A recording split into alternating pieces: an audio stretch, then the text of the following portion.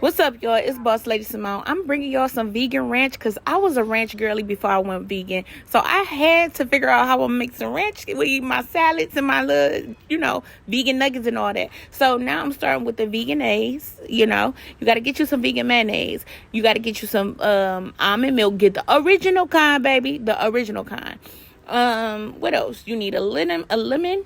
Get squeeze some of that lemon. You don't need a lot because we don't want to make it watery.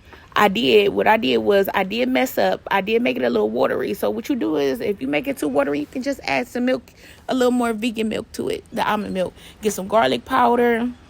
Get some onion powder. And just keep adding your seasons, baby, until some dill weed, baby. I'm telling y'all, I'm growing that in my garden now. I had to go to the store and get some parsley. Baby, you could grow this in your own garden. I'm telling you, get you some Tony seasoning. Yes, sprinkle some of that in there. Some salt.